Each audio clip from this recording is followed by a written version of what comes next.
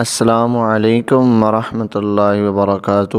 یہ ہمارا نماز کورس چل رہا ہے اور آج ہم سورہ فاتحہ کی آیت نمبر 2 اور 3 کو تجوید کے ساتھ تلفظ کے ساتھ اس کو ادا کرنے کی کوشش کریں گے، اور ایسی بہت ساری غلطیاں جو لوگ پڑھتے ہیں وہ بھی ہم ڈسکس کریں گے، اور آپ خود محسوس کریں گے کہ ہم جو پہلے سورہ فاتحہ پڑھتے ہیں اس میں بہت ساری ہم غلطی پڑھتے ہیں۔ آئیے ہم سورہ فاتحہ کی آیت نمبر 2 اور 3 کو شروع کرتے ہیں۔ بسم اللہ الرحمن الرحیم۔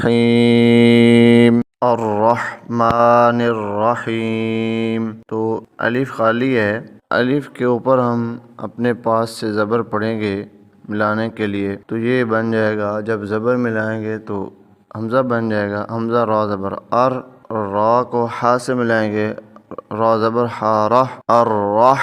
تو یہاں پر یاد رکھیں ہا جو ہے یہ حروف حلقی میں سے ہے، اس کو جب ادا کرتے ہیں تو اس میں سانس کی آواز آتی ہے، راہ راہ، تو اس طرح اس کو پڑھا جاتا ہے۔ اس کو یوں نہیں پڑھنا الرحمن الرحیم، بلکہ جب ہا کو پڑھیں تو ساتھ اس میں سانس کی آواز ہے، یہ حلق سے ادا ہو۔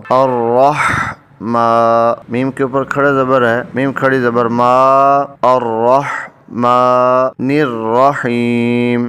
نون کے نیچے زیر ہے تو نون کو را سے ملائیں گے، نون زیر را، نر، را زبر را، نر را، ہا زیر یا حی، نر رحی، میم زیر می، نر رحیمی۔ اب وقف کریں گے تو یہ بن جائے گا نر رحیم۔ اس کو پڑھیں گے اب پورا دونوں کو ملا کر، الرحمن الرحیم۔ ایک اس کی یہ بھی صورت ہے کہ الرحمن الرحیم یہ الگ الگ پڑھا جاتا ہے، اگر اس کو پیچھے سے ساتھ ملائیں، پچھلی آیت اور اس آیت کو ملا کر پڑھیں تو پھر اس کو ہم الرحمن نہیں پڑھیں گے، بلکہ پیچھے والا جو لفظ ہے رب العالمین الرحمن الرحیم، تو نون کو آگے را سے ساتھ ملائیں گے، یہ بن جائے گا الرحمن الرحیم۔ آگے چلتے ہیں، مالک یوم الدین۔ اس کو دیکھیں، یہ اکثر لوگ غلط پڑھتے ہیں، وہ پڑھتے ہیں مالک، تو یہ بہت غلط ہے، اس طرح پڑھنا ٹھیک نہیں ہے۔ میم کھڑی زبر ما، اس کو ایک الف کے برابر لمبا کریں گے، ما، آگے لام کے نیچے زیر ہے، لام زیر لی، اس کو لام زیر لے نہیں کہنا، لام زیر لی، کاف زیر کی، تو کاف زیر کے لوگ پڑھتے ہیں، یہ بھی غلطی ہے، لام زیر لی، کاف زیر کی، تو یہ بن جائے گا مالکی۔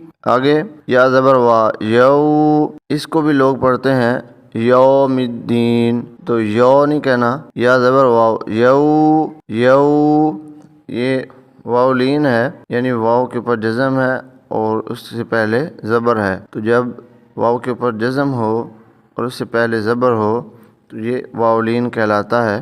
اس کو پڑھیں گے یو، میم زیر دال مد، یومد، دال زیر یا دی، یومد دی، نون زیر نی، یومد دینی۔ اب ہم نے چونکہ وقف کرنا ہے، آگے آیت ہے، اس لیے آخری نون کے نیچے جو زیر ہے وہ ختم ہو جائے گی، تو یہ بن جائے گا یوم الدین۔